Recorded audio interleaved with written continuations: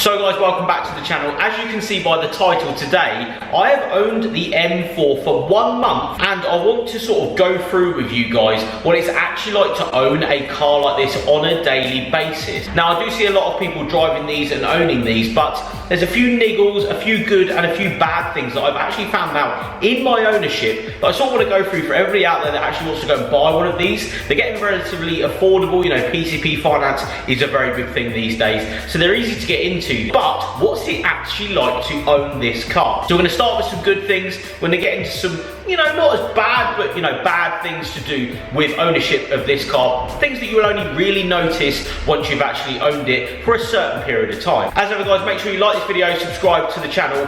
But let's get on to the first topic, shall we? Now the first thing we're actually going to talk about is the ease of getting in and out of this. Now you could of course go and get a BMW M3 F80 if you wanted the rear doors for, you know, an extended period of time. You want to get in and out a lot. Like me, I don't use the back seats for my cars that much. I do have 2 kids, but we don't really ever use these. Rear seats for, you know, traveling around and stuff. So for me, I wanted the M4 shape, I wanted the coupe, all that sort of good stuff. But I have noticed a few things that is, you know, I want to highlight straight away, especially if you've got a family or if you want to get your mates in the back, all that sort of good stuff. It's easy to get in and out of these. Because you've got pillarless doors, again, easy. And as you can see right here, there's actually an electric button you can press and the seat moves for you. Now this moves actually enough for me to get in and out of this car very, very easily. So the seat is all the way forward. I can then enter the car very, very easily and exit it very, very easily. So that's my first highlight, is that I didn't actually know that these were electric when I bought it. First time I went to put something in the back, noticed the button and thought, wow, that's such a cool idea, BMW, well done.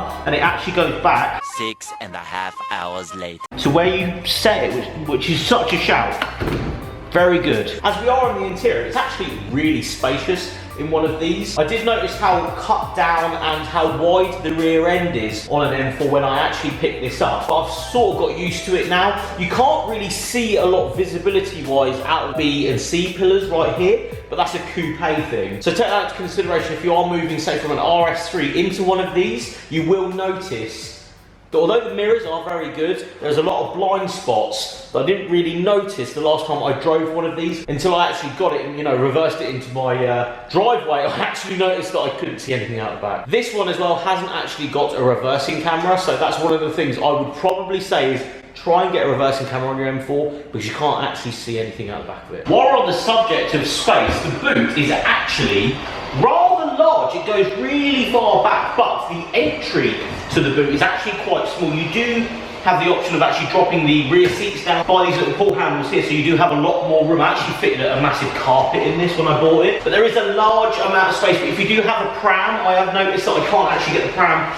through this bit unless you squash it right down and actually put it in. So the surface area in the boot is actually large, but the entry for the boot is a bit small. The next thing from an ownership point of view, as you can see, there is a new spoiler on the back of this car, is the price of mods. Now you can actually get stuff relatively cheap from other countries if you do want to bring it in, but it's very expensive to get things from the UK. This was actually the cheapest thing that I've bought recently. £110 posted was that carbon fibre spoiler. But if you come around to the front, you guys had noticed in a previous video, I'd actually put a carbon fibre splitter on this, which I got second hand. So I did get a really good deal on it. But this similar splitter would be around £300 to actually get a carbon fibre CS or if not PSM splitter for one of these M4s. That is of course an incredibly expensive thing to have hanging at the bottom of the car, and it'll probably be in carbon fibre, so once it does crack, it's gone forever. So that's one of those things. Please take that into consideration. Stuff for this car is relatively expensive,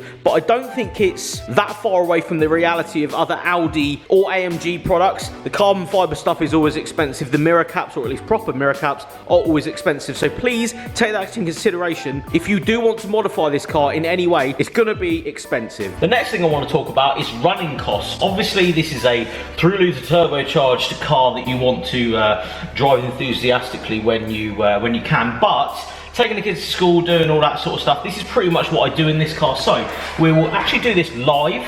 We will do this right now and cycle through exactly what sort of MPG and how much petrol I'm really using in this thing. So I've got over just 3/4 of a tank in this. It's saying around 245 miles till empty. Around 250 to 300 miles is about what you'll get. A full tank will be around 70 quid for premium unleaded, you know, the nice stuff. So you'll be looking at about 250 miles, you know, maybe under that, or it's going to be 200s when you're really enjoying yourself. And this is actually showing 17 mpg. I was driving this enthusiastically this morning after, you know, doing various bits. I have seen 22 mpg when, you know, just taking the kids to school, going to the shop, all that sort of stuff. So that's another thing to take into consideration. It varies quite a lot, considering that's a very, you know, small journey, you know, 5 to 10 minute journey of just enjoying the car. But yeah, you're averaging around 22 to 23 when you're, you know, just cruising. Maybe on the motorway you'll get more. I haven't actually taken this on a really long trip yet, so that is coming up. The other thing to talk about inside here is an interesting trait of M car. I didn't really notice it the last time I drove one of these. The automatic gearboxes in these cars are very lurchy because they're on and off the clutch quite a lot. You know, it's an automated clutch and all that sort of stuff. You do feel it. So coming into this unit right now, it's really hard to actually get the car to come and coast in because the car won't coast. It won't just release the clutch and let you go forward like my RS3 did, or various Audis. In that sense, they put the car, you know, it's always in gear and they actually go off, whereas this is in gear when you put your foot down, or at least it engages when you put your foot down. You can really notice that when you try and do a 3-point turn. 3-point turns are really, really hard in one of these. It's so different from my RS3, say, just because of the lurchiness and the fact that you feel it go into the gear when you actually put your foot on the throttle. Few inches later. So you're driving and you come to a little bit and you think, yeah, I need to do a 3-point turn here. Right, so come round, stop, into reverse. Now we're in reverse. Now this can't be done quickly. The 3-point turn in a M car, it just cannot be done quickly because reverse, nothing, there it is. And then we're facing the right way again, and first gear, there it is. I genuinely think it's not dumb. I understand that. Maybe people in the comments will be like, oh my God, I can't believe you're doing that, blah, blah, that's not the way it is. I just notice it. My RS3 didn't do that. It's just food for thought there, food for thought. But then you put it in on a straight bit of road and I cannot see anything. I can just about see the curve that side.